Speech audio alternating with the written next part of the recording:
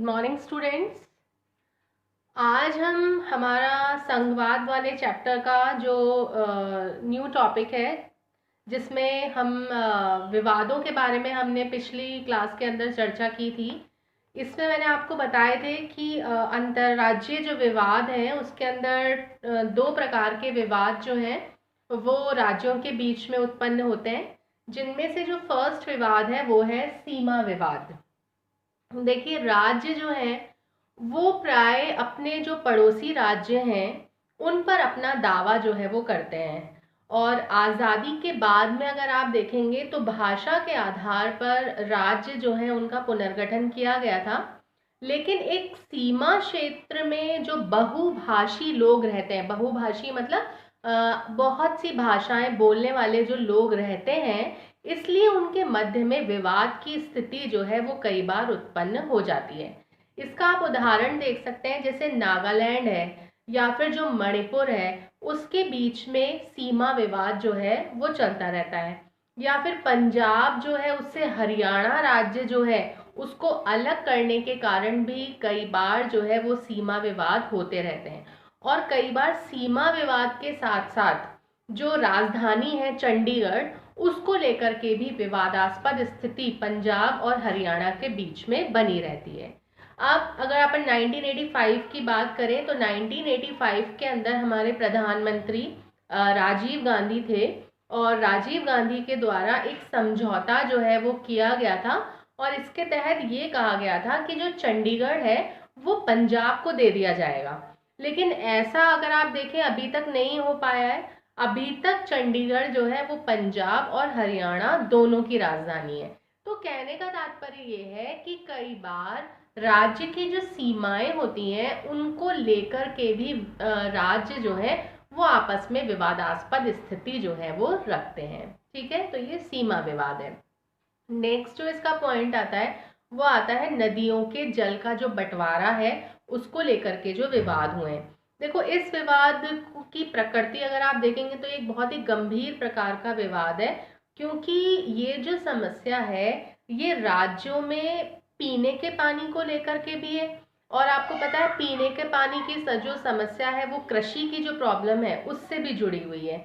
जैसे कि अगर आप देखो कावेरी नदी का जो जल विवाद है वो तमिलनाडु और कर्नाटक जो है उनके बीच में विवाद का एक प्रमुख कारण रहा है। और जो नर्मदा नदी है उसको लेकर के गुजरात, मध्य प्रदेश और महाराष्ट्र जो है उसके बीच में विवाद जो है वो बना हुआ है।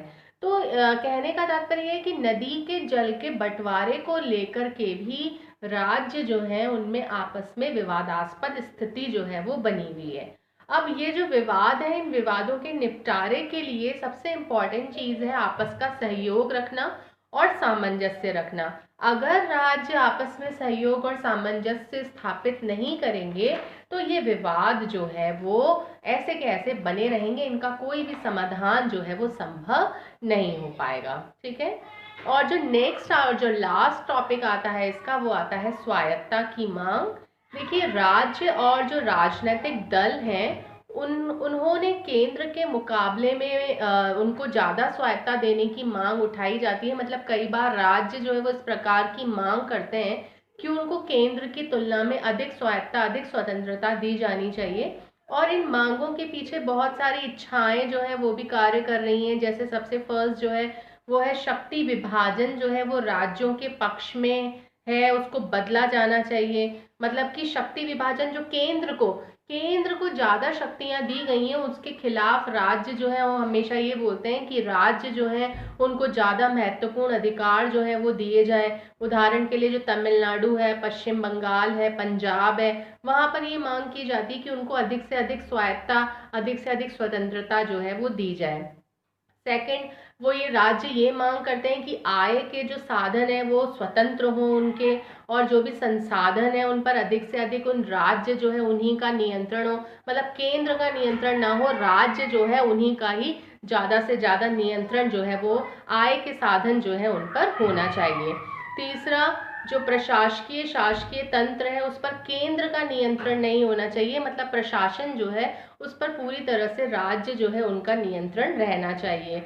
और लास्ट जो है वो है सांस्कृतिक और भाषाई जो मुद्दे हैं उन पर कई बार ये मांग उठाई गई है। जैसे कि 1960 के दशक में अगर आप देखें तो कुछ राज्य में हिंदी जो है उसको लागू करने के विरोध में आंदोलन किया गया था। जब हिंदी को राजभाषा बनाया जा रहा था तो जो साउथ के अंदर तमिलनाडु है वहाँ पर इसका विरोध किया गया था और हिंदी विरोधी आंदोलन वहाँ पर हुआ था, जिसका जो डीएमके है उन्होंने बहुत अधिक साथ दिया था। इसलिए वो एकमात्र ऐसा क्षेत्रीय दल था जो कि जीता था उस समय पर। तो कहने का मतलब ये है कि स्वायत्तता की मांग जो है वो भी राज्य के द्वारा समय समय पर की जाती है।